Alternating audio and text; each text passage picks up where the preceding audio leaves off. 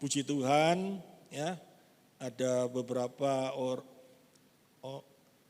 orang yang lama tidak datang, lama sekali hari ini datang. Selamat datang Cik Lili dan juga Simon yang hari ini boleh hadir di tempat ini, di mana baru datang ya dari Jakarta. Puji Tuhan bisa sama-sama beribadah. Ini semua kemurahan Tuhan. Hari ini pada waktu saya mempersiapkan persiapan Tuhan ini, saya ingin sekali anak Tuhan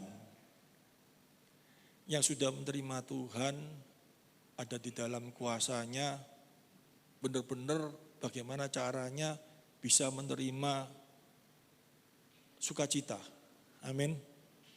Dalam hidup ini meskipun kita masih ada di dunia, sesuai dengan janji Tuhan, meskipun kita ada di dunia, kita akan merasakan seperti di sorga, yaitu damai sejahtera, saat kita bisa benar-benar merasakan hadirat dan kuasa-Nya dan pimpinannya di dalam hidup ini. Amin ya. Tetapi karena berjalannya waktu, karena situasi, banyak sekali yang sudah mengaku sebagai orang Kristen goncang. Apalagi keadaan sekarang ya, ekonomi begitu berat, suasana, segala hal, goncang semuanya. Mereka mengalami satu kebimbangan, jadi saya merasa kenapa ini bisa terjadi. Ya, situasi yang seperti ini juga menimpa anak-anak Tuhan. Saya bisa melihat beberapa teman saya yang sudah sama-sama melayani goncang saat ini. Ada beberapa orang yang mengalami satu persoalan masalah yang cukup berat karena kehidupan. Tetapi saat kita merenungkan kebenaran firman Tuhan dan kita benar-benar ada di dalam pimpinannya, saya yakin seberat apapun juga sesuai dengan janjinya toh, beban seberat apapun yang kau pikul tidak akan melebihi kekuatanmu. Amin. Itu janji Tuhan tuh. Tuhan yang berbicara sendiri. Satu. Yang kedua, sampai pun kamu jatuh, kamu tidak akan tergeletak. Aku akan mengangkat kamu. Itu bukan cuman masalah iman saja, tetapi saya percaya kita masih pakai tubuh. Jadi kekuatan tubuh kita pun dia tompang. Tetapi karena suasana, karena situasi, ataupun karena salah, sehingga mereka yang sudah percaya, seolah-olah sudah percaya dengan sungguh-sungguh dengan Tuhan, terimbas. Dan banyak sekali yang mengalami kegelisahan yang cukup parah.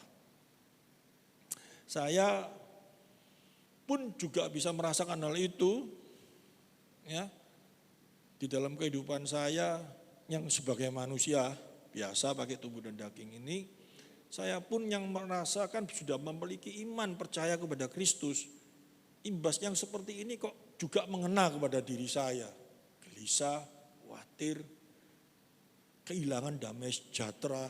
Ini kenapa bisa terjadi? Ayo kita sama-sama belajar, diingatkan toh, supaya kita yang mungkin saat ini lemah, yang mungkin saat ini menghadapi sebuah problem yang begitu berat, ya, dengan keadaan diingatkan firman Tuhan, supaya kita dijalankan kembali kepada jalannya, sehingga kita memiliki damai sejahtera itu. Amin. Ya, sayangnya saya kasih gambaran sedikit ya. Manusia ini selalu memikirkan sesuatu yang terjadi,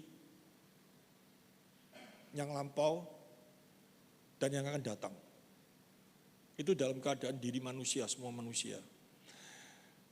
Dan kebahagiaan yang pernah terjadi di dalam kehidupan bersama dengan Allah, itu berakhir saat Adam dan Hawa jatuh dalam dosa. Benar enggak?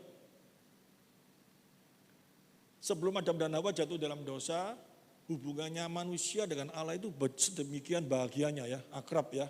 Karena saya bisa merasakan. Saya cuma merasakan, tetapi saya tidak pernah, bukan merasakan ya, saya cuma bisa, ya apa ya, memikirkan, tetapi saya belum pernah merasakan karena saya tidak pernah hidup sebelum Adam dan Hawa. Tapi kalau sesuai dengan apa yang ditulis di dalam kitab Kejadian, sebelum Adam dan Hawa jatuh dalam dosa, coba kita pikirkan. Tuhan menciptakan segala sesuatunya baik adanya. Tidak ada satu hal yang mengalami kutukan, benar ya? Baik adanya. Dan Adam dan Hawa dikasih segala sesuatunya itu. Diberikan untuk berkuasa atas segala sesuatu itu. Senangnya kayak apa? Kan gak ada beban sama sekali toh. Gak ada persoalan lah itu istilahnya ya. Diberikan semuanya. Saya bayangkan kalau saya hidup seperti itu pada waktu Adam dan Hawa dikasih yang seperti itu, dia di sorga apa di bumi? Di bumi toh. Dia diciptakan, ditaruh di bumi, dan Tuhan memberikan, kalau kita lihat di dalam kitab Kejadian ya, segala ciptaannya pada waktu Tuhan menciptakan segala sesuatu, selesai Tuhan bicara apa? Apa yang diciptakan itu baik adanya. Kalau baik adanya berarti semuanya baik, sudah tidak perlu kita pikir ini makanan ini baik apa jelek untuk tubuh ini. Tidak ada, sudah baik semuanya pokoknya. Ya. Di dalam segala kebaikan itu Tuhan berikan kepada manusia. Kalau hal ini terjadi saat ini, rasanya kayak apa? Kita bayangkan itu dulu. Jadi bangun tidur, kita tidak ada pikiran, waduh nanti aku ngadepi ini sih enggak enak. Waduh, ini tak pilih ini apa, ini enak, enggak ada toh. Semuanya baik, semuanya enak, semuanya bahagia. Jadi bangun tidur itu kayak menemukan masalah, persoalan enggak ada. Enggak ada sakit, enggak ada apa. Semuanya enak. Rasanya kayak apa? Saya kira kalau seperti itu benar-benar Nana itu badannya bisa 3 kali lipat ya. Karena enggak mikir apa-apa, toh seneng luar biasa. Bu Mami bisa 200 kilo nanti. Karena kayak apa?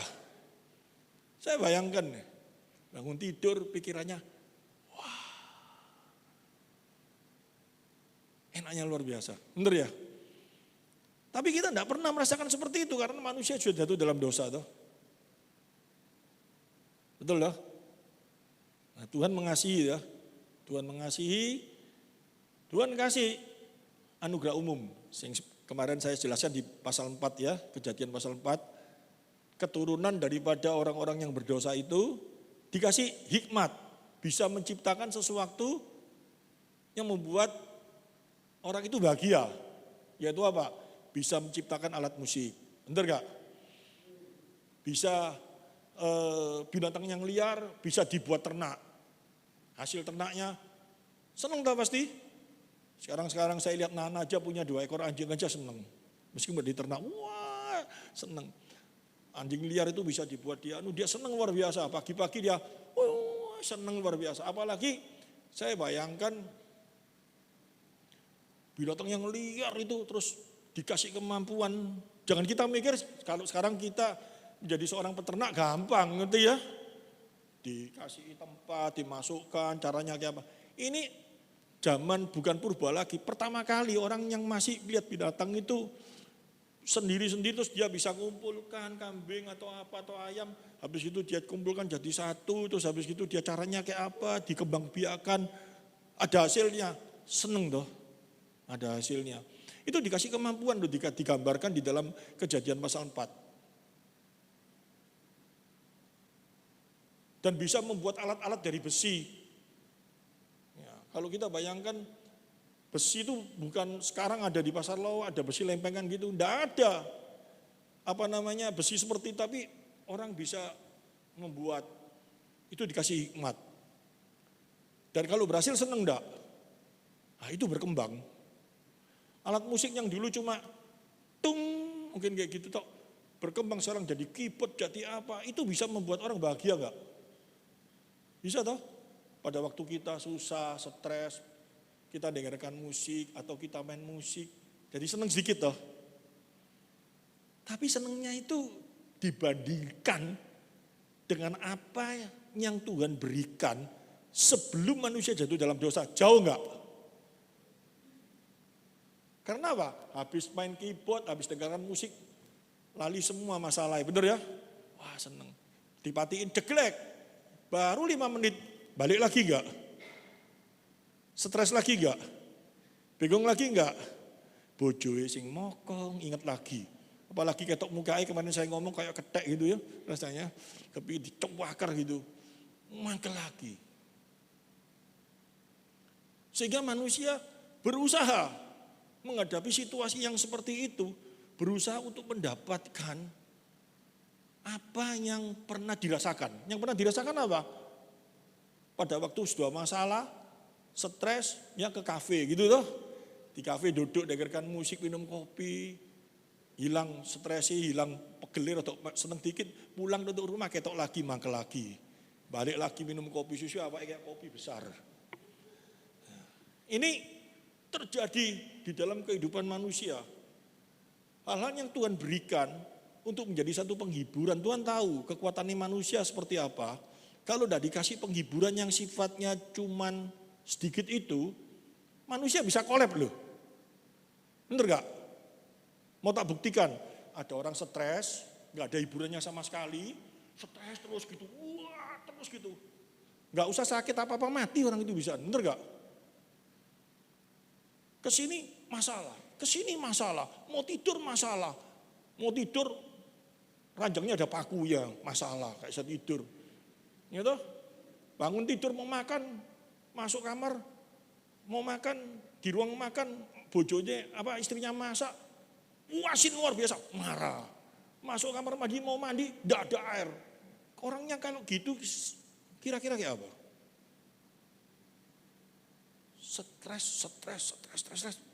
Tidak ada hiburannya sama sekali kayak apa? Tuhan kasih hiburan enggak? Tuhan tahu loh, Tuhan itu baik.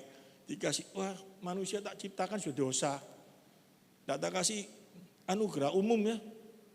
Tidak tak kasih kepintaran apa-apa. Tak cul loh gitu. Mati semua.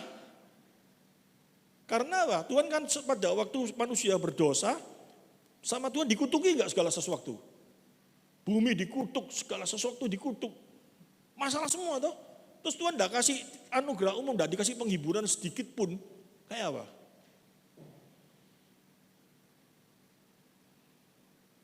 Kita bayangkan ini dulu. Ya, nah, manusia keseret enggak? Keseret ke anugerah umum enggak? Yang dicari kebahagiaan yang semu enggak akhirnya? Segala sesuatu manusia itu hitung. Diatur bagaimana segala sesuatu anugerah umum itu bisa didapat dengan cara apa? Dapat duit, punya duit banyak, bisa membeli anugerah umum bisa enggak? Bisa toh? Karena duit itu dijadikan alat untuk mendapatkan sesuatu yang ada di dunia ini, benar enggak? Ada yang di dunia ini yang tidak kekal ini anugerah umum, semuanya toh. Kamu kepingin apa alat musik yang paling bagus? Harus pakai duit. Masuk datang toko tak ambil gitu ya ditangkap orang. Pakai duit. Tapi duit ini bukan yang nomor satu, sudah kemarin saya jelaskan toh. Tapi orang salah tangkap. Dikira kalau punya duit banyak ini bisa menjadi bahagia, enggak bisa. Terbatas. Keterbatasan itu apa? Karena yang diperoleh cuman anugerah umum. Paham ya? Anugerah umum itu tidak bisa membuat kita bahagia. Kalau saya ngomong kayak gini, pasti di otak kita banyak yang bantah. Dari ini sopo, aku seneng kok ada duit wakil, aku kepingin opo ya bisa. Cobaan. Kejaran terus apa yang kamu miliki, yang kamu ingini di dalam anugerah umum itu, kamu pasti akhirnya kecewa. Kecewanya di mana paling pol? Kamu bisa memiliki segala sesuatu, Tuhan ngomong toh. Ada orang kaya digambarkan toh, bisa memiliki segala sesuatu, dia punya segala sesuatu. Tapi pada waktu malam dia dipanggil Tuhan mati. Apa yang dia bawa? Kecewa enggak? Coba kita renungkan. Iya kalau mati, kalau setengah mati.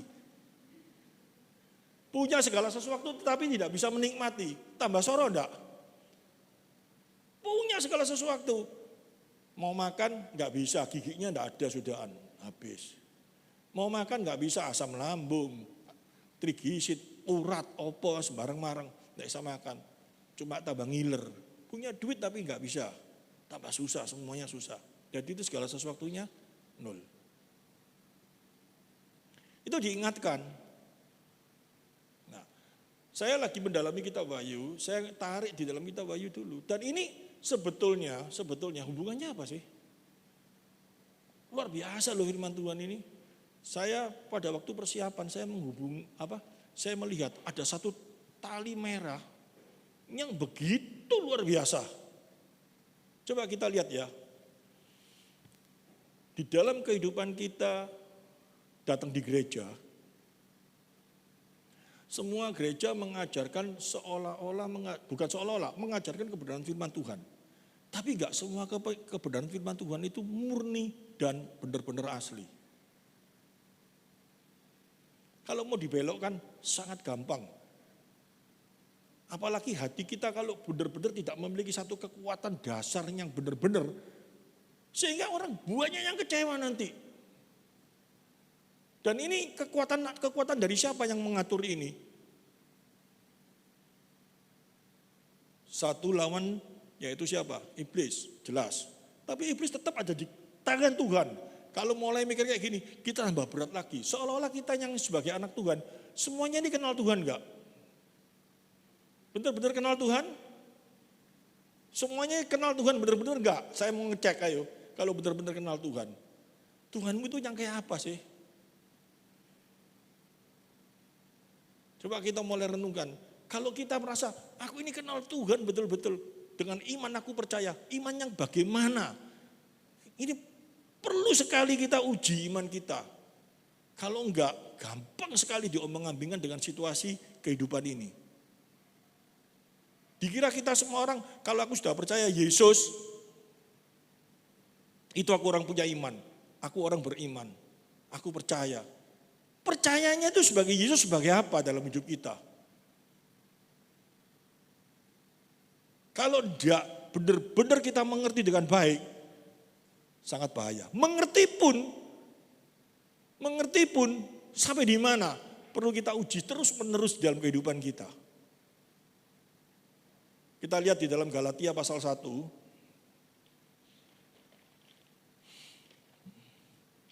Ayat 6 sampai 10. Galatia, aku heran bahwa kamu begitu lekas berbalik daripada Dia yang oleh kasih karunia Kristus telah memanggil kamu dan mengikuti suatu Injil lain. Ini pada waktu Rasul Paulus berbicara ini di dalam Galatia pasal 1 ayat 6. Coba kita lihat dulu Galatia pasal 1 ayat 1 dulu sebelumnya. Kita baca dulu. Dari Paulus seorang rasul bukan karena manusia. Juga bukan oleh seorang manusia. Melainkan oleh Yesus Kristus dan Allah Bapa yang telah membagikan Dia dari antara orang mati. Baca tulisannya Rasul Paulus ini memang agak bingung. Kenapa? Dia ngomong dari Paulus seorang rasul bukan karena manusia. Jadi dia jadi rasul itu bukan karena diinjili. Dia menjadi percaya itu bukan karena dia pernah bertemu dengan rasul-rasul, 12 rasul itu atau ketemu dengan Kristus atau apa. Sehingga dia mau percaya kepada Yesus. Karena kalau kita melihat ceritanya, ya, Rasul Paulus itu bertobat. Itu bukan karena ada yang menginjili, bukan. Tetapi pada waktu dia mau membunuh pengikut-pengikut Kristus di Damsyik, dia bertemu dengan Kristus sendiri. Dan pada waktu ketemu dia bertobat. Jadi kalau dia bertobat itu bukan karena pengetahuannya dia, bukan karena kemampuan seseorang menginjili, seseorang bisa bertobat, bisa memiliki iman yang benar, itu karena kasih karunia. Amin. Murni, hanya karena kasih karunia. Rasul Paulus itu ngomong seperti itu. Jadi dari Paulus seorang rasul, bukan karena manusia, juga bukan oleh seorang manusia, melainkan oleh Yesus Kristus dan Allah Bapa yang telah membagikan Dia dari antara orang mati. Ini kita pegang dulu.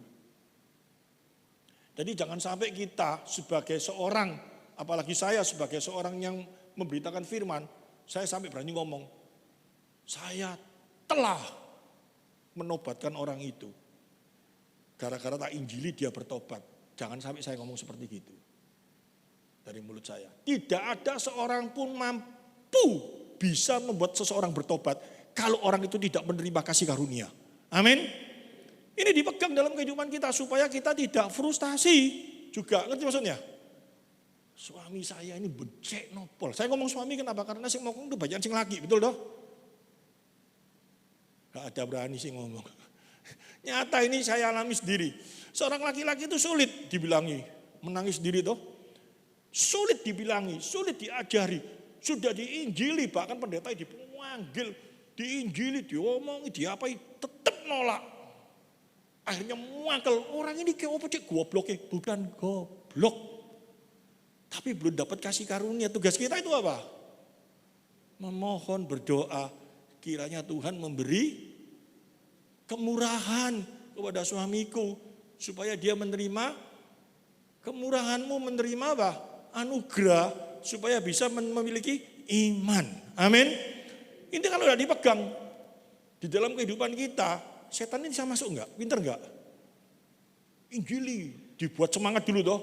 Omong-omong, panggil no kotiti, suruh ngomong. Saya datang ngomong sampai berbusa-busa. Suami ini, ya, besok ke gereja, iya. Besok pagi dibangun, sik ngantuk aku minggu depan. Ya, istri ini, mungkin capek. Minggu depan, ayo bangun, sik dah. Pakai masalah, nanti masalahnya selesai. Besok lagi, kau nih dulu. Mulai ngamuk. Kalau sudah kayak gitu, mulai hatinya kayak apa? Orang ini memangi kebacut, gak bisa gini-gini, tambah dikutuk-kutuki. Suaminya bisa bertobat? Kalau nggak seperti itu, kita harusnya kayak apa? Tuhan, tolong Tuhan, berikan kemurahan-Mu kepada. Kalau seperti itu ada semangat enggak? Ini penting dalam kehidupan manusia. Setan itu kelihatannya luar biasa pinternya, ngerti? Dikasih semangat, dikasih dorongan, dipanggilkan pendeta-pendeta yang hebat-hebat supaya suaminya bisa bertobat. Enggak bisa. Sehebat apapun enggak bisa. Melalui tingkah lakumu, melalui doamu, melalui permohonanmu. Dan yang jelas bukan itu kalau Tuhan memberi. Dan Tuhan kalau memang memberikan, pasti diberi. Tapi kamu, kita sebagai anaknya yang telah menerima kasih karunia, tugas kita yaitu apa? Memberitakan Injil bagi mereka. Amin. Ini harus ada dalam diri kita, balance. Supaya apa? Kita tidak kecewa. Rasul Paulus itu loh, kurang hebat ya apa sih? Seorang rasul yang kelasnya itu sudah, waduh kalau saya ngomong, dia luar biasa dipakai Tuhan, bener gak? Dia ini ngomong seperti ini. Terus kalau kita baca terus kerasulannya ini terjadi karena apa? Dia ngomong, dan dia sudah ngajar di Galatia itu cukup lama. Orang-orang di Galatia itu dia ajar kasih karunia, iman itu apa, itu gini. Panjang ditinggal pergi BDE. Ya kan harus ke tempat lain loh. Dan ayat 6 ini mulai, coba kita lihat ayat 6.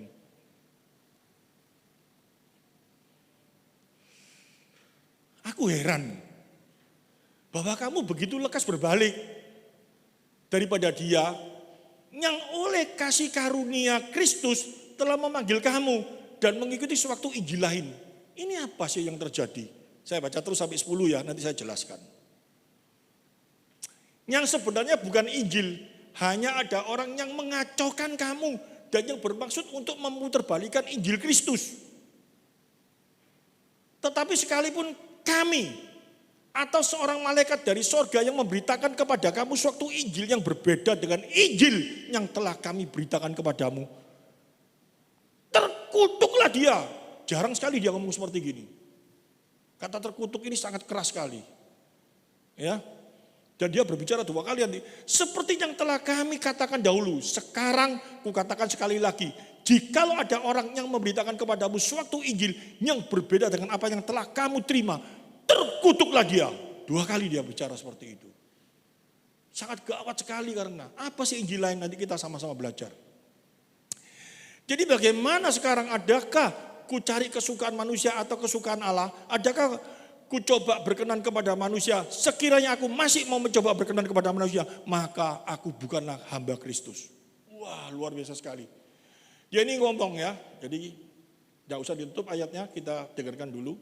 Dia ini bicara gini, kepada orang-orang yang di Galatia yang sudah diajar, dikenalkan tentang iman yang benar seperti ini, ditinggal sama Rasul Paulus, menghadapi situasi dunia, ya, menghadapi situasi-situasi pada waktu itu sama dengan saat ini.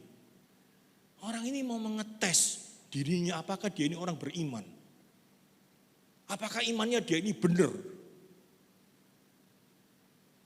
Karena apa?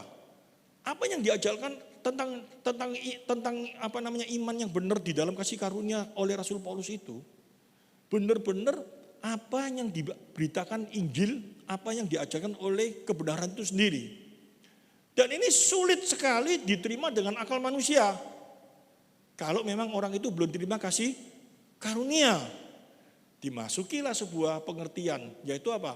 Orang-orang Yahudi, ya, orang-orang Farisi pada waktu itu yang bertobat jadi Kristen, yang mencampur adukan antara Taurat dengan kasih karunia. Taurat itu apa? Perbuatan-perbuatan.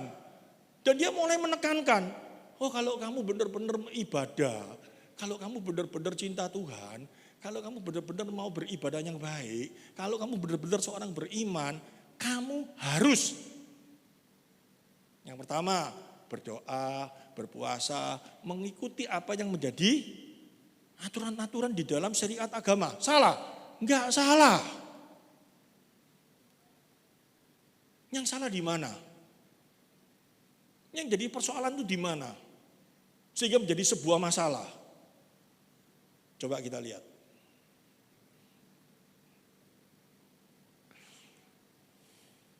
Di dalam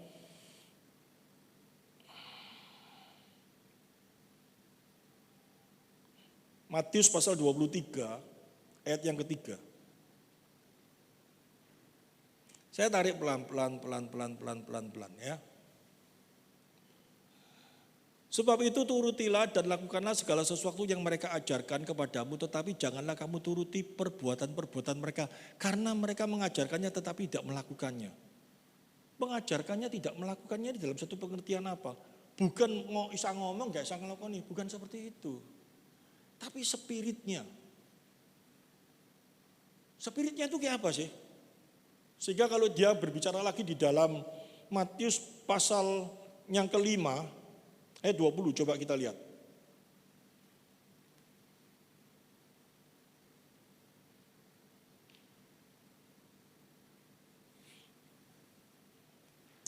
Maka aku berkata kepadamu, jika hidup keagamaanmu tidak lebih benar daripada hidup keagamaan ahli-ahli Taurat dan orang-orang Farisi, sesungguhnya kamu tidak akan masuk ke dalam kerajaan surga. Ini pernah saya jelaskan toh.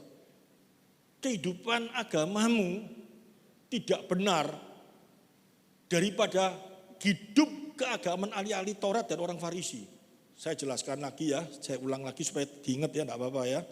Jadi orang Farisi ini, orang Farisi atau ahli Taurat ini, Farisi dan ahli Taurat itu ada perbedaannya. Kalau ahli Taurat itu seorang yang menyelidiki kitab Taurat. Farisi itu yang melakukan di dalam apa yang menjadi syariat agama. Dia menjadi pelaku-pelaku dan dia menjadi yang menjaga itu semuanya. Dan mereka bekerja sama berjalan. Kita tahu pada waktu zaman lampau dalam perjanjian lama, bangsa Israel melakukan satu kekejian di hadapan Tuhan.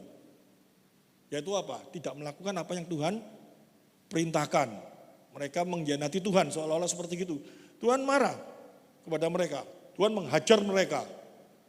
Sehingga pada waktu zamannya Nabi, banyak sekali ya, sampai Nabi Maliaki pun mereka menghadapi seperti itu. Mereka melakukan satu kekejian dan Tuhan marah, Tuhan hajar mereka. Mereka menghadapi satu situasi yang sangat berat. Sangat berat bagaimana? Yang jelas kehidupannya, yaitu apa? Soal ekonomi, soal kesehatan, soal apa disebutkan seperti itu. Mereka mengalami keterpurukan yang sangat berat. Dan Nabi itu berkata, kamu melakukan ini, kamu jahat di hadapan Tuhan. Sehingga Tuhan hajar yang seperti ini. Masakah Tuhan tidak bisa menjagai kamu seperti kamu harus menjadi baik, menjadi enak, menjadi seperti itu semuanya dalam hidupmu pada waktu di dunia. Kalau kamu tidak berjalan sesuai dengan kehendaknya. Ngerti maksudnya? Ini jangan dibalik, nanti oleh nabi-nabi palsu diajar lagi sekarang ini.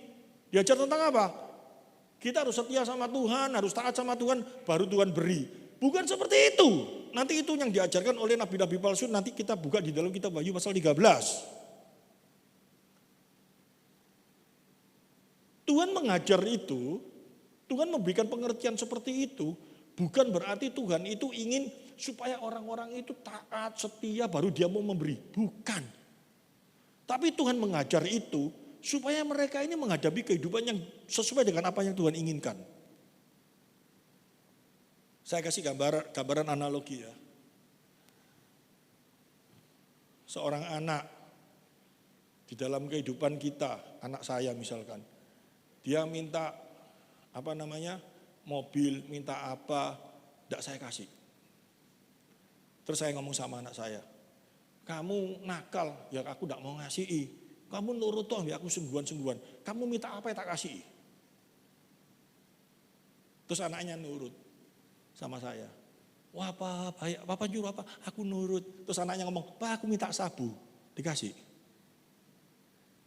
Terus anaknya ngeklaim, lo katanya kalau aku nurut minta apa ya dikasih. Ngerti maksud saya tadi itu? Dia pertama kali minta mobil, minta apa, gak dikasih, ya toh? Emang gak dikasih. Dia gak minta apa-apa, tapi kehidupannya dia biasa-biasa, ya. Dia kehidupannya dia itu lebih jelasnya gini, saya punya anak saya itu misalkan di dalam pergaulannya semuanya punya sepeda motor, punya apa, dia tidak tak beliin apa-apa. Dia paling tidak punya dari antara teman-temannya, ya toh. Terus dia protes sama saya. Pak aku minta ini kok udah dikasih Pak, ini kayak apa sih Pak, gini. Saya ngomong, aku tidak akan ngasih kamu karena kamu nakal dan kamu bandel. Dan kamu itu tidak mau jadi orang sih bener. Coba kamu bener apa? Tak kasih kamu sembarang. Tak penuhi kamu sembarang. Misalnya ngomong kayak gitu. Tapi aku ngomong tak penuhi, itu bukan berarti kalau dia minta pistol untuk bunuh orang tak kasih, bukan toh. Tak penuhi itu, tak kasih itu kalau itu memang berguna bagi anak saya. Benar ya? Tuhan juga kayak gitu. Lah orang-orang dikasih dipelenter dengan pengertian yang salah. Masakah Tuhan tidak bisa memberi segala sesuatu kalau kamu taat? Ya wes di jemaat dikasih tahu, tato setiao, kasih no per bulan musik bener. Nanti Tuhan ganti 10 kali lipat. Dan orang mulai pikiran nih, waduh aku gak punya duit. Tuhan ngomong kayak gitu ya. Ya tak kasih no 10.000, nanti aku dapat 100.000 kan cuan. Nanti aku udah dapat 100.000, bisa tak buat beli sabu, ini gitu. Atau bisa tak buat beli sesuatu yang gak berkenan. Masa seperti itu Tuhan? Nah, ini pengertian-pengertian yang salah. Pada waktu itu Tuhan tegur, Tuhan melakukan sesuatu, bukan berarti kalau kamu lakukan baru tak kasih, bukan. Tapi pengertiannya Tuhan menegur, cuma itu aja. Ini orang Farisi, karena dia itu takut tuh menghadapi situasi yang sangat berat, bahwa Tuhan pada bangsa itu melakukan satu tekanan yang begitu berat, dan mereka ketakutan dan mereka berbalik kepada Tuhan. Berbalik kepada Tuhan, mereka melakukan apa yang Tuhan mau dan Tuhan pulihkan mereka. Ceritanya seperti itu. Dan mulai saat itu dari 10 hukum dia jadikan 613 hukum. Supaya apa? Kehati-hatiannya mereka kepada Tuhan itu benar-benar dilakukan karena mereka takut kena tulah. Sampai dengan caranya berminum supaya Tuhan gak marah itu kayak apa? Sampai dengan caranya jalan supaya Tuhan gak marah itu kayak apa? Dia benar-benar takut sama Tuhan. Kalau yang seperti itu benar apa gak benar? Salah. Memang kalau kita minum bagaimana supaya menjaga kesehatan, tapi spiritnya yang salah. Spiritnya yang salah itu bagaimana? Tujuannya yang salah. Kalau aku seperti ini nanti Tuhan marah, Tuhan gak kasih aku berkat, Tuhan gak kasih aku gini, nanti aku dikutuk Tuhan, aku menghadapi, itu salah. Sulit toh pikirannya kalau saya ngomong seperti ini.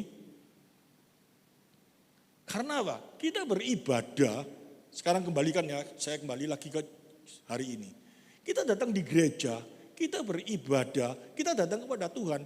Karena apa? Takut dihukum atau karena kita mengasihi Tuhan. Kalau kita datang di gereja, kita mau beribadah. Kalau aku tidak beribadah, nanti Tuhan hukum aku. Nanti Tuhan tidak berkati aku. Itu spirit yang salah. Itu pengertian yang salah. Itu sama saja dengan apa? Imanmu salah. Kalau imanmu salah, kamu belum dapat karunia. Kalau kamu belum dapat karunia, kamu gak akan masuk surga. Serem enggak? Kita datang beribadah itu karena aku mengasihi Tuhan. Aku datang beribadah itu karena Dia begitu mengasihi aku. Sehingga Tuhan itu mengajarkan dia apa? Termasuk Tuhan itu melarang, kamu gak boleh berpuasa, kamu gak boleh berdoa, kamu gak boleh gini. Spiritnya yang salah. Pada waktu Yesus bersama dengan murid-muridnya, orang-orang Farisi berpuasa, Tuhan Yesus ditegur. Muridmu gak berpuasa itu kayak apa sih? Tuhan ngomong kayak apa? Nanti mereka akan berpuasa saat dia tidak bersama-sama dengan murid-muridnya lagi. Tuhan tidak anti puasa, tapi spiritnya yang salah.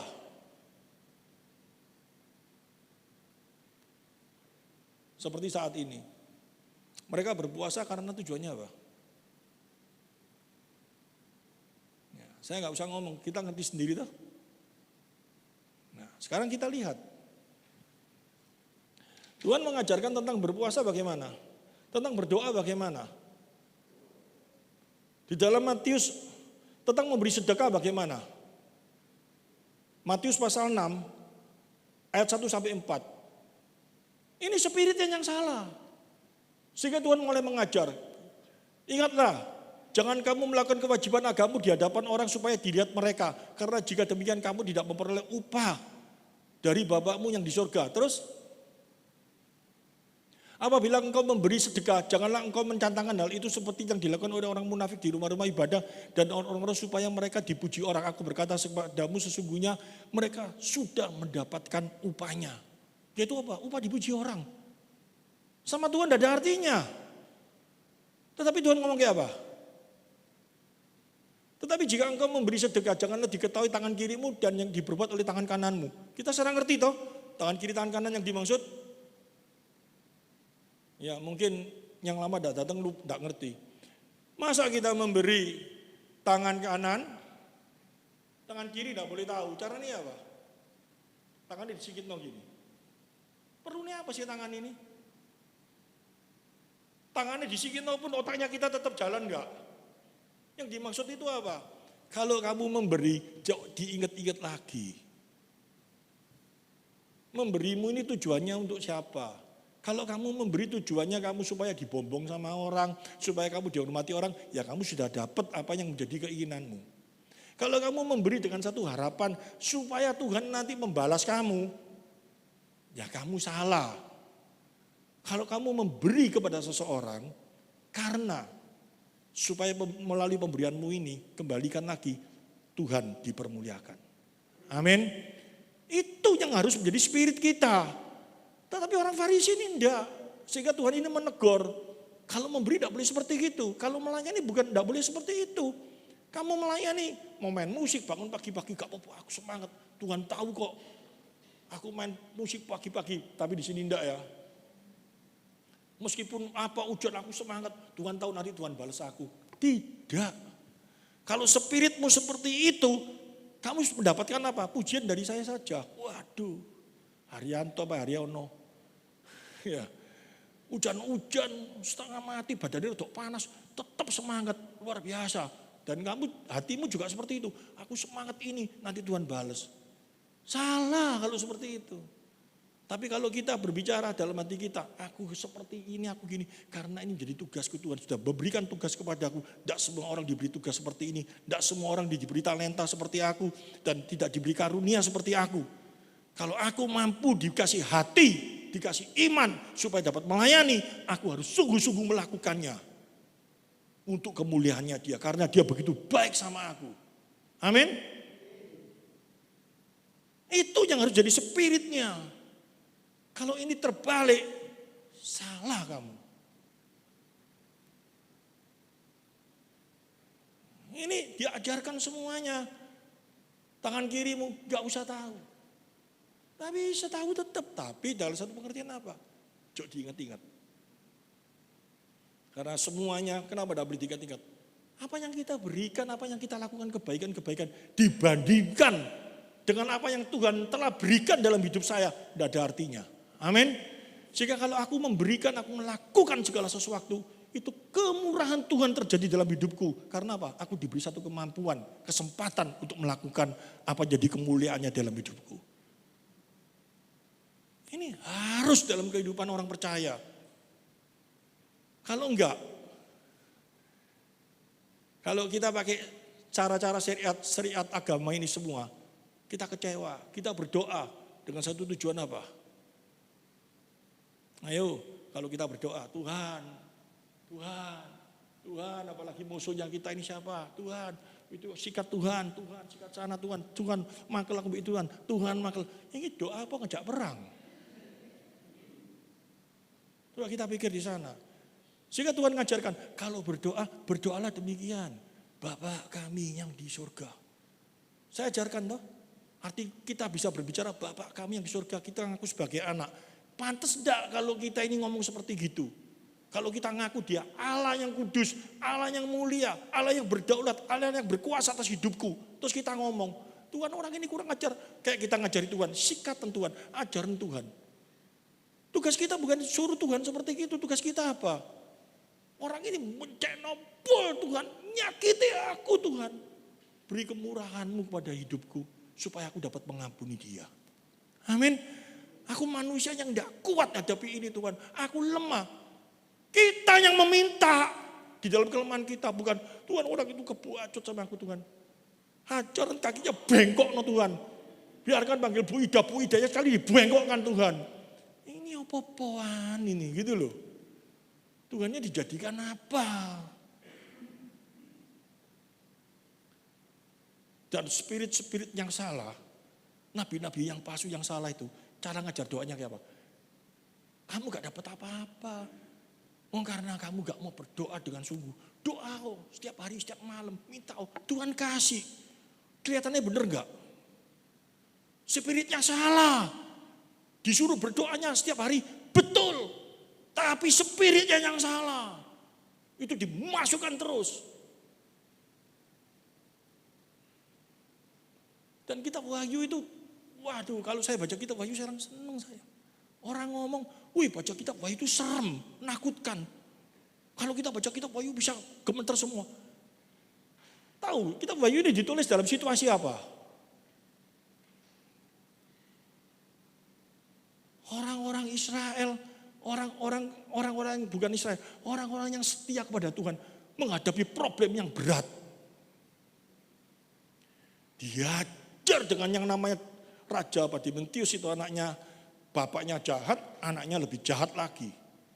Orang-orang yang tidak mau ngaku dia sebagai Allah, langsung kepalanya dipotong. Rasul Yohanes itu dibakar, digoreng, hidup-hidup. Tapi Tuhan berkuasa, dia enggak jadi bicap. Ya, dia tetap hidup. Nana kalau digoreng gitu minyaknya banyak pasti. Apalagi yoyo. Coba kita lihat situasi yang begitu berat. Para orang-orang yang menghadapi tekanan yang begitu berat dalam kehidupannya. Dan pada waktu itu tidak ada endingnya firman Tuhan Masihan. Kenapa? Kristus datang di dunia sebagai manusia. Saya sekarang lagi gambar tuh, nanti kalau kita wahyunya jadi sampai 22, semua jemaat saya ajak tur ke tempat saya. Dan saya nanti akan mempresentasikannya. Saya jelaskan 22 lukisan itu. Orang-orang pada waktu itu menghadapi tekanan yang begitu berat. Menghadapi situasi yang berat. Dan ending firman Tuhan belum, tidak ada perjanjian baru, masih perjanjian lama. Situasinya apa? Yesus datang di dunia, yes. Sebagai manusia, yes. Dia lahir, yes. Dan dia jadi berkat sampai kapan? Disalib, dia mati. Dia bangkit, yes. Dia naik ke surga, yes. Setelah naik ke surga, laupo. Kalau kita Bayu enggak ada, kita bingung enggak? Sekarang lagi di surga lagi apa deh? Kongko, duduk-duduk santai melihat umatnya, ayo sing kuat, tetap setia, oke, yang enggak setia, atau kayak gitu-gitu aja. Nah, kita Bayu ini memberi penjelasan. Lawan-lawan kita ini siapa yang paling utama? Rasul Paulus ngomong siapa? Lawanmu bukan, ya saya langsung ngomong jelas, bukan manusia, tetapi apa? Kuasa gelap. Orang-orang tidak ngerti kuasa gelap itu bekerjanya kayak apa. Dipelintir lagi, dimenggongkan lagi. Dengan apa? Keadaan dunia. Kebanyakan lihat film. Loh saya pendeta. Lihat Estrani film apa? Apa? Yang bukan yang paling baru loh. Waduh, setannya matanya isak gitu. Bisa muter-muter jadi aneh. Mukanya berubah, ngomong, saya lihat, serem ya. Ya tetap serem. Malam-malam waktu mau ke kamar mandi keluar ketok Cik Bibi, kaget saya, bukan Cik Bibi jadi setan. Bisa kaget, bisa takut enggak? Ini manusia biasa. Padahal kemarin sudah saya jelaskan, kalau setan, ya setan yang ditakutkan cuma soal seperti gitu, setan sangat-sangat berjasa bagi penginjilan. Kayak Cik Lili misalkan di rumah, aku takut loh rumahku untuk setan. Yang dipanggil siapa? Kan pendeta itu. Pendeta yang ngomong ayo bertobat datang ke gereja. Sudah lama tidak ke gereja tuh. Gara-gara ketok setan balik ke gereja. Berarti diinjili sama setan enggak? Moga-moga datang ke gereja bukan karena setan loh ya. Itu bisa. Kalau seperti itu. Tapi setan bukan seperti itu yang ditakutkan. Kalau setan yang seperti itu setannya film. Bola-balik saya ngomong, benar ya? Dan itu tidak ada firman Tuhan ini ngajari, hati-hati kamu kalau jalan di peteng-petengan nanti ketok. Gitu. Nggak ada. Nggak ada firman Tuhan, hati-hati kalau ada setan kamu pakai salib. Nggak ada, mana ada. Ya, sehari rumahnya banyak salib mungkin. Enggak ada firman Tuhan enggak ngajarkan. Yang diajarkan tentang setan itu apa? Hati-hati. Dia itu licik. Dia membelokkan kebenaran firman Tuhan supaya kayak apa? Supaya apa yang Tuhan inginkan bagi anak-anaknya, memiliki damai sejahtera, memiliki satu kuasa di dalam dia. Itu dikacaukan dengan pemikiran-pemikiran yang salah. Ngerti maksudnya? Sampai dengan berdoa, berpuasa, memberi sedekah dengan pengertian yang salah semuanya. Akhirnya kayak apa? Gelisah enggak anak Tuhan? Gelisah semua, akhirnya imannya jadi goyang enggak? Ini tujuannya setan, ini yang harus diwaspadai. Yesus menghadapi ini apa enggak? Coba kita mulai belajar.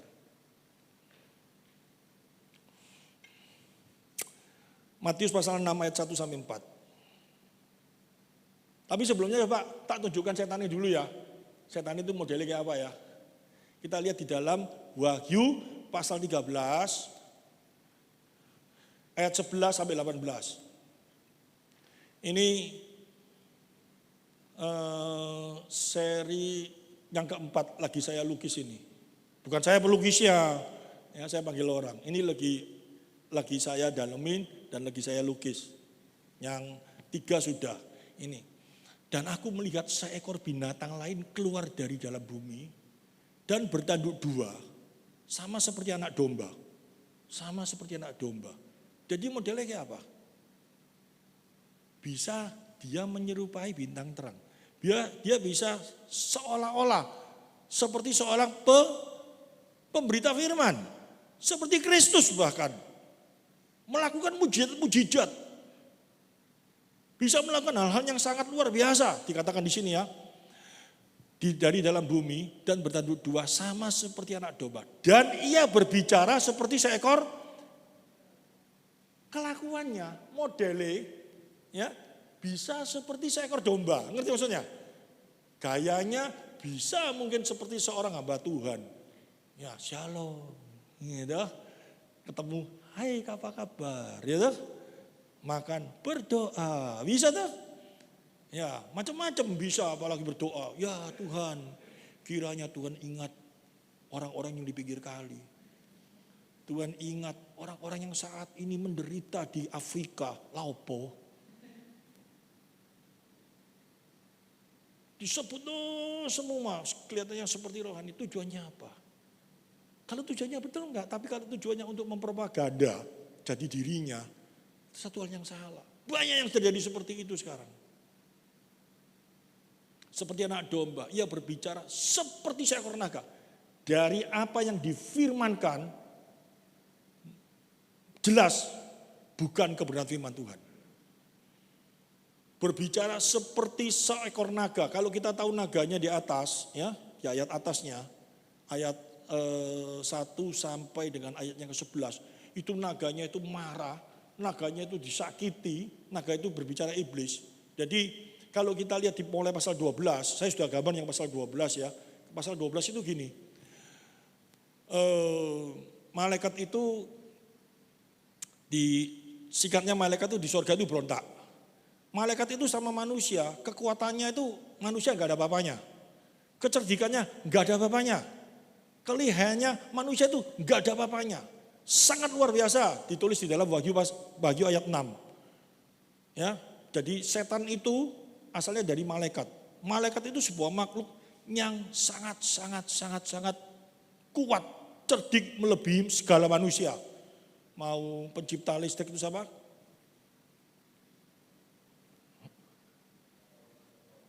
Nggak tahu siapa orang pinter-pinter juga. IQ-nya yang mungkin 200, ini IQ-nya 2000 kalau setan itu. Jadi Peter Paul pada waktu dia jatuh dalam dosa, ya, dibuang ke bumi, kehebatannya, kepinterannya, kecerdikannya, kekuatannya tidak dikurangi sama Allah. Dia tetap seperti itu. Buktinya apa? Kalau mau lihat ya, naga itu digambarkan apa? Bertanduk 10, bermahkota. Itu berarti menunjukkan apa?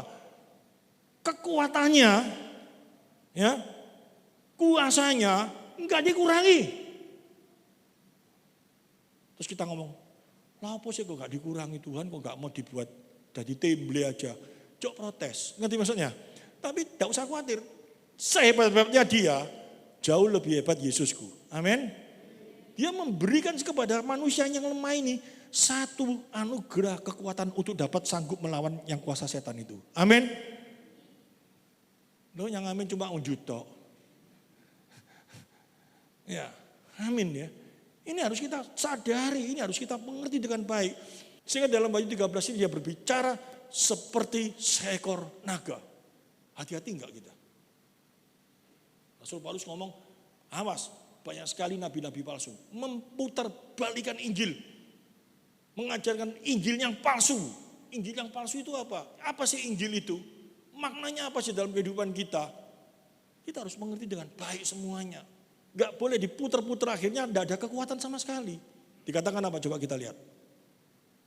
Ayat 12. Dan seluruh kuasa binatang yang pertama itu dijalankannya di depan matanya. Luar biasa enggak? Jadi yang binatang yang menyerupai domba, ya itu kalau sekarang itu nabi-nabi palsu. Kalau sekarang bukan nabi tapi pendeta-pendeta palsu. Jelasnya seperti gitu, memberitakan Injil, ya. Apa yang diberitakan? Dia buka firman Tuhan, buka. Tapi dibelokkan. Contohnya apa? Saksi Yehova pakai Alkitab ini enggak? Pakai, tapi dibelokkan. Tidak mengakui bahwa Yesus adalah 100% Allah, 100% manusia. Tapi Yesus itu apa? Manusia yang dijadikan Allah. Otomatis firman-Nya berubah semua enggak? Kekuatannya berubah semua enggak? Enggak ada kekuatan sama sekali. Dan itu ditekankan dalam kehidupan anak-anaknya.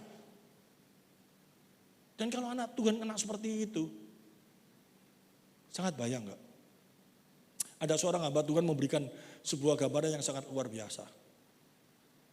Ada sebuah pesawat terbang, pada waktu dia berhenti, kalau bahan bakarnya pesawat itu apa? Ya pokoknya bahan bakarnya ya, diganti dengan air, pasti pesawat itu udah jalan toh. Tapi kalau bahan bakarnya itu ada bahan bakar yang asli, dicampuri air sedikit, bisa naik enggak? Hah? Bisa toh? Pada waktu di atas, airnya bekerja, gedebuk ambles semua enggak? Lebih bahaya mana? Kalau jelas-jelas Mormon, ya kita takut enggak mau tuh. Jelas-jelas saksi Yehova datang di rumah. Saya saksi Yehova mau nginjili. Langsung gitu. Apalagi cibing-bing, saksi Yehova. Enggak. Kayak dijak perang gitu. Kayak ketakutan kayak setan gitu. Nanti cuma, enggak terima kasih tutup. Selesai toh. Dia, enggak. Masuk dalam saksi Yehova. Kayak kepetuk apa, bingung saya. Itu loh. Tapi kalau yang datang, shalom. Dari mana? Dari gereja. Saya silakan masuk. Yang diajarkan. Kalau kita tidak hati-hati. Muridnya Rasul Paulus saja di Galatia bisa ketarik enggak? Apalagi muridnya Kotiti. Waduh.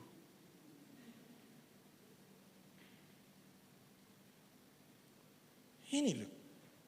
Ia menyebabkan seluruh bumi, kita harus selidiki dulu. Bener enggak? Sekarang lagi ngetren apa? Bu Ida itu, saya buka YouTube, tangan bengkok jadi kenceng. Kaki bengkok jadi kenceng. Kepala bengkok jadi kenceng. Semua mau ke sana. Saya sih tertarik, tapi harus saya selidiki. Kalau cuma datang disembuhkan, dipijat, disembuhkan apa-apa. Tapi kalau disuruh mengucapkan sesuatu yang bertentangan dengan firman Tuhan, no! Tidak ada kompromi di sana. Tapi kalau dipijat seperti itu kita datang ke Singse atau enggak masalah kok. Tapi kalau harus mengucapkan sesuatu, tidak ada Tuhan selain Allah. No saya. Lebih baik saya cekot di sini. Tapi saya di surga, saya kencang. Saya gambar, tukang gambar saya tak marah nih. 12 orang-orang kudus, isi orang pakai kacamata. Weh, di surga gak ada yang pakai kacamata. Selesai semua itu. Lupa, ini gak ngerti meneng wis. Pokoknya kacamata coplokan. Nana gak payu kacamata di surga. Gak ada yang ngekir sebabnya. Gak ada sakit-sakitan di sana itu. Terus dia bingung, Pak ini contoh fotonya orang yang meninggal. Pak Ibrahim Imam lah waktu itu. Kan kacamataan. Dicoplok orangnya berubah. Wis biasa kok kacamata aku dilokno orang. Masa di surga orang kudus pakai kacamata. Bingung nanti saya. Ya, kita kembali di sini. Dan seluruh kuasa binatang yang pertama itu dijalankannya di depan matanya. Ia menyebabkan seluruh bumi dan semua penghuninya menyembah binatang pertama yang luka parahnya telah sembuh. Jadi dia menekankan dan dia mampu seperti apa? Coba kita lihat ayat selanjutnya. Dan dia mengadakan tanda-tanda yang dahsyat, bahkan dia menurunkan api dari langit ke bumi di depan mata semua orang. Ini bukan benar-benar turunkan apimu, bukan kayak gitu. Dua di tengahnya gereja ada api berdos itu, bukan. Tapi digambarkan di seolah apa? Dia memiliki satu kuasa yang seolah-olah dari Tuhan. Ngerti maksudnya? Dia mampu lakukan hal itu. Dan banyak orang yang tertarik sama dia. Jadi kalau kita datang di sebuah gereja, kita mau beribadah, jangan melihat fenomena. Tapi dengarkan dulu apa yang diberitakan. Amin. Ada KKR yang didengarkan, wah orang sakit jalan, orang pincang jalan, orang jalan-jalan. Tapi yang diberitakan tidak ada. Ya dia ngomong Yesus, Yesus, tapi Yesus yang kayak apa? Rasul Paulus ngomong, Yesus Kristus. Arti Kristus itu harus jelas dalam kehidupan iman seseorang. Sekarang banyak sekali dibelok-belokkan. Akibatnya kayak apa? Ini yang diajarkan oleh siapa? Nabi-nabi palsu itu tujuannya apa dia lihat? Menurunkan api dari langit ke bumi di depan mata semua orang. Terus siapa? Ia menyesatkan mereka yang diam di bumi dengan tanda-tanda yang telah diberikan kepadanya untuk dilakukan di depan mata binatang itu. Dan ia menyuruh mereka yang diam di bumi supaya mereka mendirikan patung untuk menghormati binatang yang luka oleh pedang namun tetap hidup itu. Terus? Dan kepadanya diberikan kuasa untuk memberikan nyawa kepada patung binatang itu. Sehingga patung binatang itu berbicara juga dan bertindak begitu rupa. Ini seolah-olah apa? Bukan patungnya bisa ngomong bener, bukan. Tapi apa? Seperti tadi itu loh, menurunkan api itu loh. Dia dikasih kuasa penuh secara luar biasa. Dia mampu melakukan hal yang spektakuler. Di luar nalar manusia. Dia mampu melakukan itu. Semua orang yang tidak menyembah patung itu akan dibunuh. Terus, ini kalau ini tadi itu berbicara tentang kuasa-kuasa raja pada waktu itu. Dia menyindir itu. Saya tidak perlu jelaskan. Dan ia mencoba sehingga kepada semua orang kecil atau besar, kaya atau miskin, merdeka atau hamba diberi tanda pada tangan kanannya, yaitu atau pada dahinya. Terus, dan dia tidak seorang pun yang dapat membeli atau menjual selain daripada mereka yang memakai tanda itu, yaitu nama binatang itu atau bilangan namanya. Ini ya, kejadian tadi yang tidak bisa jual beli itu apa semua. Ini dia, kalau dilihat dari sejarah, di sejarah ya, sejarahnya pada waktu itu ada seperti satu company, kekuatan, ya, satu kekuatan di mana orang-orang yang dagang kalau tidak ada di kelompoknya mereka tidak dikasih satu kemudahan untuk bisa berdagang dengan baik. Dan kelompok mereka itu kalau mereka kumpul bersama-sama, yang dilakukan apa? Setelah mereka berdoa sesuai dengan apa yang menjadi kebiasaan mereka melacurkan, ada pelacurnya, dan mereka lakukan hal itu. Kalau tidak mau masuk di kelompok itu, bisa dagang, tetapi tidak dapat kemudahan, seperti itu. Dan harus lakukan itu semuanya. Dan di ayat ini dibilangkan itu apa? Bilangan namanya. Terus ayat 18, yang penting di sini ialah hikmat barang siapa yang bijaksana, baiklah ia menghitung bilangan binatang itu karena bilangan itu adalah bilangan seorang manusia. Dan bilangan itu ialah 666. 666 ini sudah saya jelaskan toh. Jangan digambarkan chip, jangan digambarkan apa. Karena kalau seumpama seorang hamba Tuhan itu ngomong, saya tidak ngerti layar Doraemon itu apa sih. Pernah lihat film Doraemon. Saya sampai nyelidiki akhirnya saya tahu. Layar Doraemon itu orang yang bisa pergi ke masa lampau itu loh maksudnya. Tahu? Nah, kalau layar seumpama hamba Tuhan itu ngomong, kalau seumpama pada saat itu ada layar Doraemon dan orang yang datang dari sekarang dia ngomong 66 itu berupa chip. Mungkin orang pada waktu dikasih tahu chip semaput semua bisa enggak ngerti tentang chip itu apa. 66 itu dikatakan bilangan manusia dan itu sudah terjadi pada waktu Yesus ada di dunia. Yesus dicobai dengan 66 itu enggak? Semua enggak ngerti toh? Bingung toh? Saya kemarin melihat Yesus pun dicobai dengan angka 66 itu. 6 pertama menunjukkan manusia, benar ya? Karena manusia diciptakan pada hari yang ke-6, ya. 6 kedua apa? Yang saya ajarkan. Angka 6 tidak akan bisa mencapai angka 7, ya. Ini yang saya pernah terima. Tapi 66 ditaruh di dahi dan di tangan. Dahi ini berbicara apa? Cara berpikir. Ya, cara berpikirnya sesuai dengan apa yang tadi saya bicarakan tentang anugerah umum itu. Yaitu apa? Yesus menghadapi ini enggak? Menghadapi. Coba kita lihat di dalam Matius pasal 6 ayat 1 sampai 4. Bukan. Di dalam Matius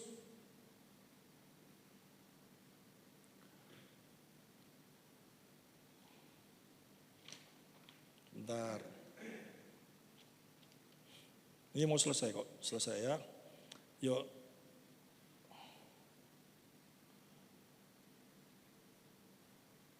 Matius pasal berapa itu? Dicobai Yesus itu. Pasal 4 ya.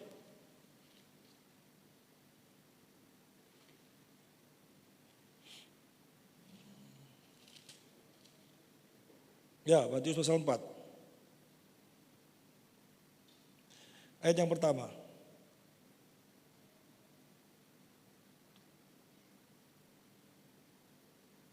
Maka Yesus dibawa oleh Roh ke padang gurun untuk dicobai iblis. Terus? Dan setelah berpuasa 40 hari dan 40 malam, akhirnya laparlah Yesus.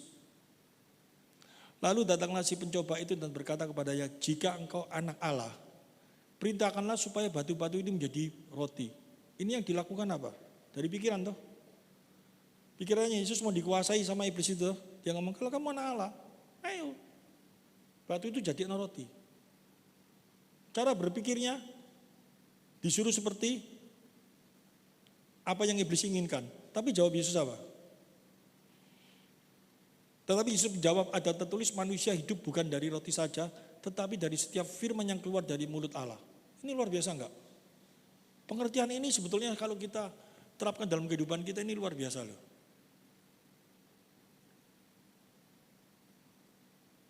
Kita tidak secara langsung dalam pikiran kita yang kita pikirkan ini apa? Anugerah umum tok.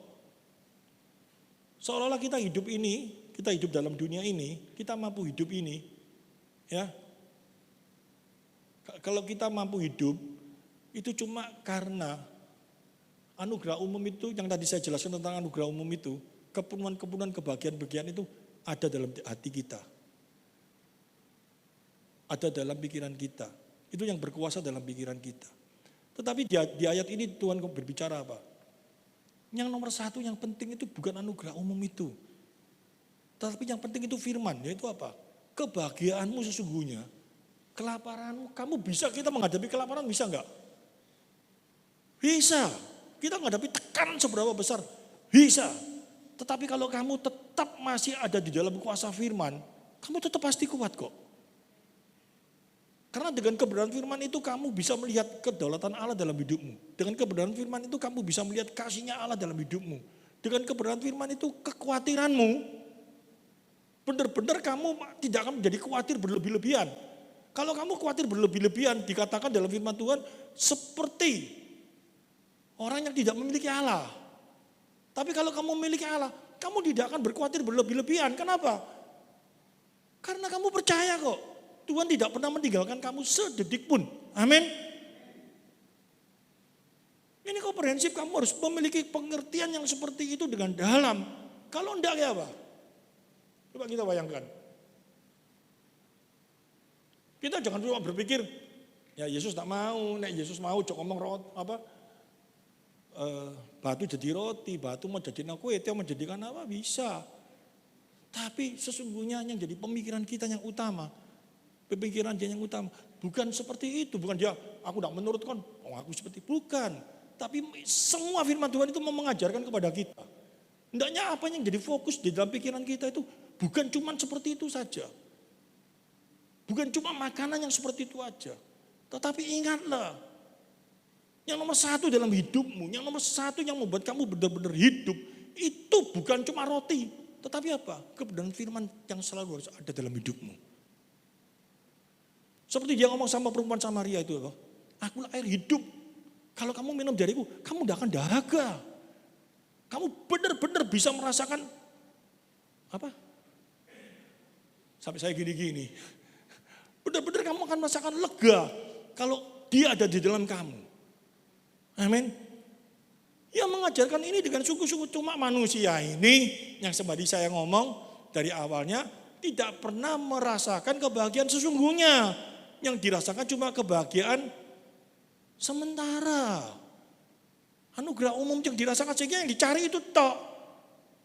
Ini coba kalau Nana lagi, janganlah. Coba kalau tidak tonai atas kali naik kena terus. Coba kalau yoyo gitu.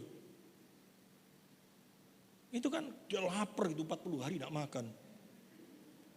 Ada roti satu batu kecil gitu. Kamu bisa membuat jadi roti. Ojo yang kecil, yang gede ae. Biar kenyang. Kalau saat ini samploan percuma. Gede ae. Enggak ya. Maksudnya bukan seperti itu. Yang terutama bagaimana pikiranmu.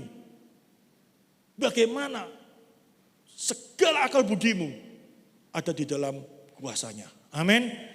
Jangan kau cara berpikir seperti bukan orang-orang yang mengenal Tuhan. Yang diajarkan yang nem-nem itu loh. Kalau kamu orang-orang yang bukan di dalam Tuhan, di jidatmu ini, di pikiranmu, bukan tulisan nem-nem itu, bukan. Tapi cara berpikirmu tidak ada sama sekali kebenaran firman Tuhan. Kamu gak boleh seperti itu yang diajarkan. Tanganmu, berarti cara kamu bekerja, cara kamu melangkah, harus sama dengan apa yang Tuhan inginkan dalam hidupmu. Kamu bekerja untuk Tuhan. Kamu lakukan apa? Untuk Tuhan. Tuhan ngadep itu semua apa? Habis disuruh roti dirubah, terus disuruh apa lagi coba kita lihat. Dan kemudian iblis membawanya ke kota suci, mendapatkannya dia di hubungan bait Allah. Lalu berkata kepada, jika engkau anak Allah, jatuhkanlah dirimu ke bawah, sebab tertulis mengenai engkau, ia akan memerintahkan malaikat-malaikatnya, dan mereka akan menentang engkau, menantang gendong ya, engkau di atas tangannya, supaya kakimu jangan teratuk kepada batu. Terus, jangan mencobai, dia ngomong seperti itu. Yesus berkata, ada pula tertulis, jangan engkau mencobai Tuhan Allahmu. Itu karena apa? Dalam pikiran Kristus, yang dia pikirkan bukan yang cuma sementara ini, ngerti? Yang dia pikir benar-benar apa yang Allah, yang Bapak inginkan dalam hidupnya. Dia ingin mengajari kita seperti itu. Tetapi setan ini membalikan, ngerti maksudnya? Dia cerdik luar biasa, tapi jahat luar biasa. Yesus dicobai seperti itu semua. Coba kita lihat, baca terus ya. Sampai dengan ayat yang ke berapa itu nanti itu. Dikit kok ini ya. Berapa? 9 ya, 11. Dan iblis membawanya pula ke atas gunung yang sangat tinggi dan memperlihatkan kepadanya semua kerajaan dunia dengan kemegahannya. Dan ia berkata kepada, semua itu akan kuberikan kepadamu jika engkau sujud menyembah aku. Maka Yesus berkata, iblis, sebab ada tertulis engkau harus menyembah Tuhan Allahmu dan hanya kepada Dia sajalah engkau berbakti. Ini luar biasa, benar gak? Ya, lalu iblis meninggalkan dia. Dan lihatlah malaikat-malaikat datang melayani Yesus. Tapi kalau kita lihat di Injil yang lain dikatakan apa? Iblis itu pergi dan menunggu saat yang tepat. Dan kalau kita lihat di kitab Wahyu pasal 12, iblis itu dengan marah mau mengejar Kristus tidak bisa, akhirnya Kristus tetap menang. Ya, dia marah di dalam ayat yang ke-12 itu, ayat 13 yang ke-1. Coba kita lihat ayat 13, ayat yang ke-Wahyu, dia marah. Dia mau membalas kepada keturunan. Dan aku melihat seekor bintang lain yang keluar dari dalam bumi dan bertanduk dua sama seperti anak domba. Dia berbicara seperti seekor naga. Oh bukan, ayat 1. Dan ia tinggal berdiri di pantai laut. Lalu aku melihat seekor binatang keluar dari dalam laut, bertanduk 10 dan berkepala 7. Ya, di atas tanduk-tanduknya terdapat 10 mahkota dan pada kepalanya tertulis nama-nama hujat. Terus binatang yang kulihat itu seperti dari kepadanya kekuatan datangnya dan kekuasaannya yang besar. Ayat 2. Coba lihat. Oh enggak, ini dia sudah menang lagi nih. Jadi ayat di pasal 12 berarti. Nanti dikatakan kok. Dia dendam, dia marah dan dia mengejar keturunan-keturunan daripada anak perempuan itu. Pasal 12.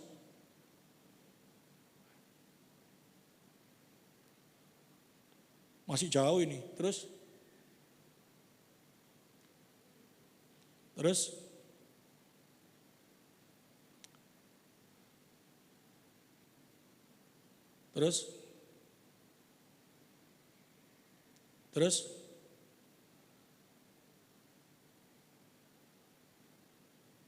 Terus oh sudah 13 ya. Jadi gini, Tadi cari aja di rumah. Jadi naga ini mau menghancurkan rencana Tuhan tentang penebusan melalui Kristus, yaitu apa? Orang-orang melalui bangsa Israel diserang mulai dari zamannya pertama kali Kain dan Habel dibunuh, ya toh? Terus sampai kepada zamannya orang Israel di Mesir keluar mau dihabisin, tetapi tangan Tuhan bekerja.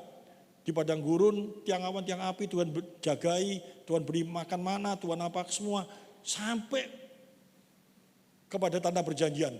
Di tanah perjanjian, Kristus mau lahir, terjadi pembunuhan luar biasa. Anak di atas 2 tahun mau dibunuh semua laki-laki. Tapi Kristus akhirnya keluar, dan akhirnya Kristus itu sampai dengan kesudahannya apa? Salib. Sampai salib, akhirnya dia bangkit, naik ke surga. Setan itu tidak berhenti. Dia mengejar keturunannya. Artinya apa? Orang-orang yang mengasihi Tuhan. Yaitu siapa? Kita semuanya sampai dengan saat ini. Dengan cara apa? Licik. Melalui apa? Domba, dia menyerupai domba di ayat 13. Nanti ada hujatan-hujatan luar biasa sekali. Nanti akan saya jelaskan nanti suatu saat kita wahyu. Tapi yang kita tahu saat ini satu hal. Kesimpulan daripada firman Tuhan yang saya jelaskan hari ini. Allah itu begitu mengasihi kita. Amin. Dia memberikan Kristus untuk hidup kita. Dan dia telah mati dan telah bangkit. Dia memberikan kita hidup. Yang membuat kita hari ini tetap terganggu, tetap gak bisa bahagia. Rasanya ini apa? Coba kita selidiki. 1, kita kekhawatiran. Karena apa kita bisa khawatir? Tadi saya jelaskan ya.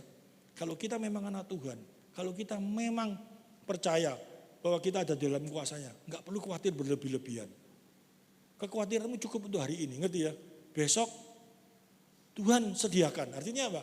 Tidak mungkin kita lepas dari tangan kuasanya. Kita pegang hal ini dengan sungguh-sungguh, maka kita tidak akan khawatir. Menghadapi situasi apapun juga sudah ada kebenaran firman-Nya. Yang membuat kita khawatir apa? Diputar balikkan dengan kebenaran firman Tuhan yang salah. Banyak yang masuk dalam pikiran kita, cara beribadah salah. Aku beribadah, kalau aku tidak sungguh-sungguh, nanti Tuhan marah. Kalau aku gak doa benar, nanti Tuhan gak kasih. Kalau doa aku sudah berdoa dan dikasih, aku harus berpuasa. Sehingga Tuhan, ini keliru semua.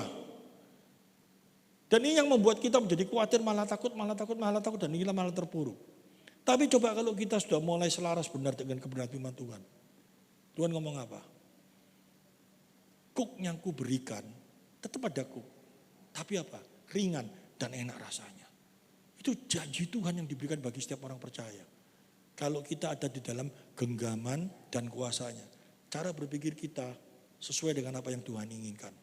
Kita bekerja sesuai dengan apa yang Tuhan inginkan. Maka damai sejahtera melampaui akal. Itu hadir dalam kehidupan kita, itu nyata. Ya. Dan ini semua kalau kita bisa mengerti firman Tuhan dengan baik. Kalau kita bisa tahu ini ternyata aku bisa mengerti. Ini semua karena kasih karunia-Nya. Tanpa kasih karunia-Nya, tidak mungkin seseorang itu bisa mengerti firman Tuhan. Ayatnya ada kok, di dalam 1 Korintus pasal 2 ayat 9. Ini dipelintirkan lagi enggak? Sama nabi-nabi palsu, apa yang tidak pernah dilihat, apa yang tidak didengar, Tuhan diberikan kepada setiap orang yang mengasihi Dia. Selama ini yang nabi-nabi palsu mengajarkan apa? Apa sih tidak dipikirkan kita, apa sih tidak ada dalam hati kita. Nanti Tuhan kasihi. Aku kepingin cowok sih ganteng. Ternyata benar-benar Tuhan kirim sesuai dengan firman-Nya. Ngawur itu.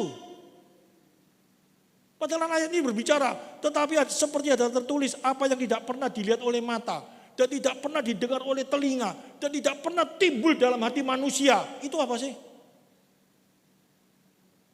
Kamu bisa memikirkan siapa itu Tuhan dalam hidupmu sesungguhnya. Kamu bisa memikirkan, kamu bisa tahu kamu ada dalam hatimu bisa mencari Tuhan yang benar. Enggak bisa, itu tidak pernah timbul dalam hati kita. Itu Tuhan sediakan bagi orang yang mengasihi Dia. Kalau kita bisa mengerti firman Tuhan dengan benar, kalau kita bisa cinta firman Tuhan dengan benar, itu karena apa? Kasih karunia Tuhan diberikan dalam hidup kita. Gak percaya? Saya lihatkan ayat, saya bacakan aja. Coba kita lihat ayat 10. Saya bacakan coba. Baru bisa saya tahu. Karena kepada kita Allah telah menyatakan oleh Roh. Sebab Roh menyelidiki segala sesuatu, bahkan hal yang sembunyi dalam diri Allah. Yaitu apa? Kebenaran firman Tuhan yang kita tidak ngerti. Yang kita tidak tahu. Itu kalau kamu bisa tahu, kalau kita bisa tahu. Itu kasih karunia. Tidak pernah kita terpikirkan. Kita masa pernah berpikir, kalau aku bisa cinta Yesus. Kalau aku bisa percaya Yesus. Tidak ada seorang pun yang punya pikiran kayak gitu. Seseorang itu bisa percaya kepada Yesus adalah Tuhan. Itu karena apa? Kasih karunia-Nya. Melalui apa? Firman-Nya kita bisa mengerti. Bahkan di dalam ayat ini dikasih tahu apa? Kalau orang-orang itu tahu bahwa Yesus itu adalah Tuhan, gak ada seorang pun yang berani menyalib. Coba kita lihat ayat selanjutnya. Ayat yang ke-10 dulu coba. Karena kepada kita Allah telah menyatakan oleh Roh. Sebab Roh menyelidiki segala sesuatu, bahkan hal yang sembunyi dalam diri Allah. Terus, siapa gerangan di antara manusia yang tahu apa yang terdapat dalam diri manusia selain roh manusia sendiri yang ada dalam dirinya? Demikian pula tidak ada orang yang tahu apa yang terdapat di dalam diri Allah selain roh Allah.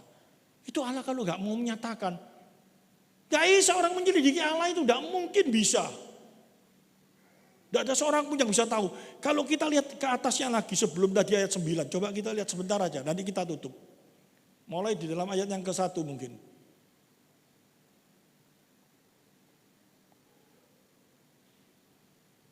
Ayat yang kedua, saya cepatkan. Ayat yang ketiga. Aku juga datang kepada kamu dalam kelemahan dan dengan sangat takut dan getar. Coba ayat keempat, enggak apa-apa.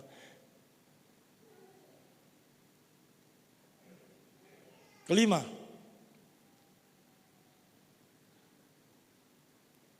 6.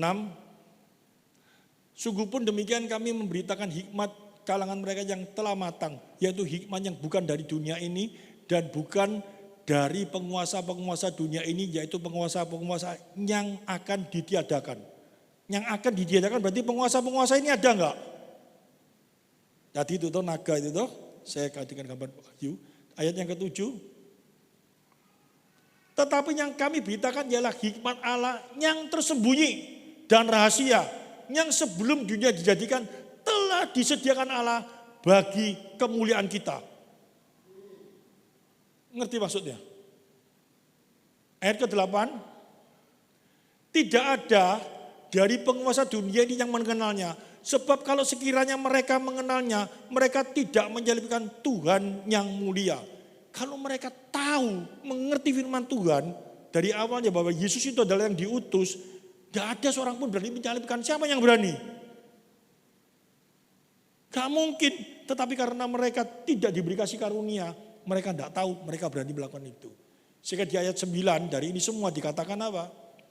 Tetapi seperti ada tertulis, apa yang tidak pernah dilihat oleh mata dan tidak pernah didengar oleh telinga dan tidak pernah timbul dalam hati manusia yang disediakan Allah untuk mereka yang mengasihi Dia. Ini diambil dari Perjanjian Lama, di mana Allah menyingkapkan kebenaran firman Tuhan nantinya bagi setiap orang yang dikasihi. Amin.